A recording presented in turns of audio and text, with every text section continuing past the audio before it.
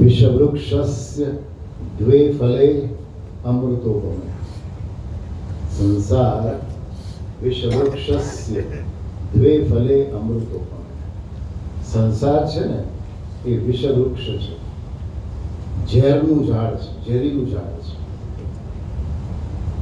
પણ નવાઈની વાત છે, સંસ્કૃતમાં આદિ શંકરાચાર્ય લખે છે કે આ ઝેરી ઝાડ હોવા છતાં બે ફળ એમાં અમૃત ફળ છે. કવિ છે ને, કવિઓ તો બધું નિરંકુશ હોય તો લખી શકે. કયા બે ફળ છે? કાવ્યામૃત રસાસ્વાદ આલાપ સજ્જનૈ સહ.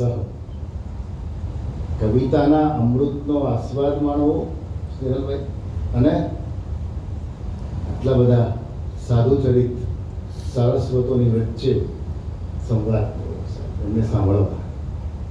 આજે એ દિવસ છે.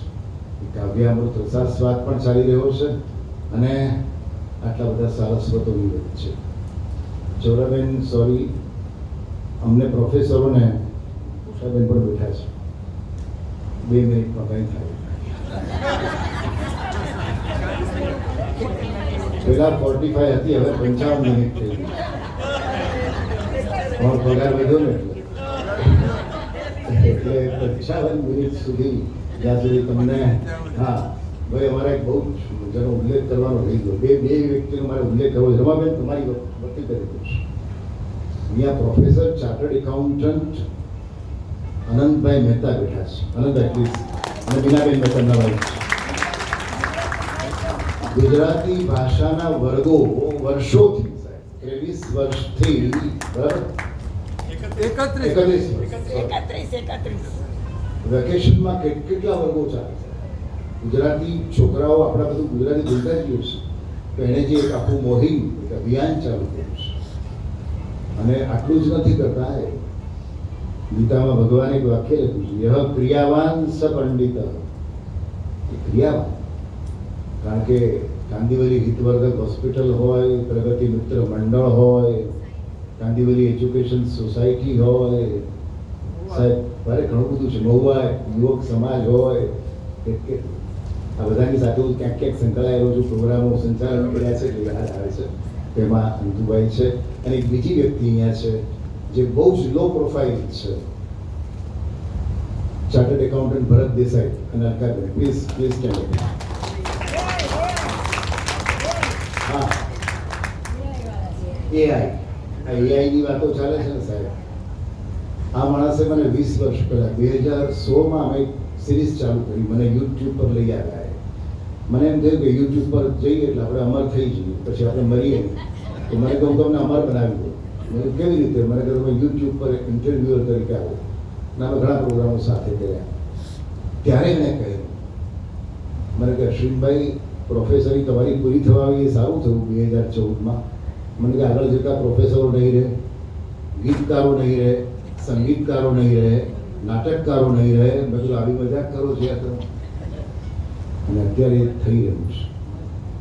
આ બધાનું સ્થાન આર્ટિફિશિયલ ઇન્ટેલિજન્સ, ઓપન એઆઈ લઈ રહ્યું છે. અને એની માટેના વર્ગો વર્ષોથી વિદ્યાર્થીઓને શીખવી રહ્યા છે. અને સાયબર સિક્યોરિટીમાં તો એનું મોટું નામ છે. ભરતભાઈ દેસાઈ અને અલકાબેન,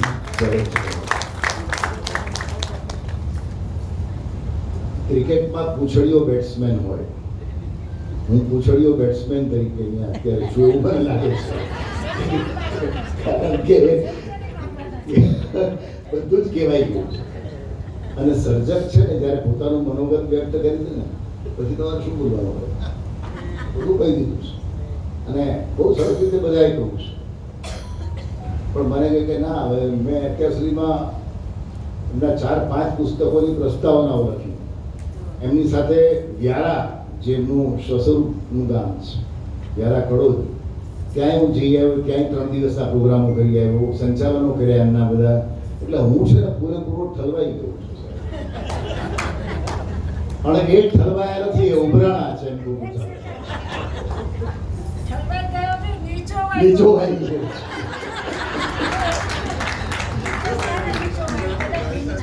હા, આ સર્જક આ બોલી શકે. એ ભીંજાય તો જ જોવાય ને. પેલો ભીના થયો. તો હું આ છેલ્લા 40 વર્ષથી ભીનો થતો હતો. રમાબેનને મોટી ઉંમરે પારણું બંધાયું છે સાહેબ. હા, પ્રયોગ સમજવા જેવો છે. મોટી ઉંમરે પારણું બંધાવવું એટલે સર્જનનું પારણું છે. કેટલા વર્ષે શરૂ કર્યું રમાબેન? 65. 62 વર્ષે લખવાનું શરૂ કર્યું અને 225 પુસ્તકો છે. આ બધા એના સંતાનો છે, માનસ સંતાનો છે. બડે સરસ શબ્દ છે, માનસ સંતાનો. સર્જકતા ક્યાંથી ફૂટી નીકળે છે એનું નવાણ આપણને ખબર નથી પડતી. લખજો પછી પહેલા વલોવાઈ તો જુઓ. ભગવતી કુમાર લખે છે કે લખજો પછી પહેલા વલોવાઈ તો જુઓ. ટપક્યા નથી આંસુથી ભીંજાઈ તો જુઓ. સમજો, આ ખંભાર વરોડું ચાલે છે. એ બ્રહ્મ મુહૂર્તમાં એમને ઉઠી નથી જતા.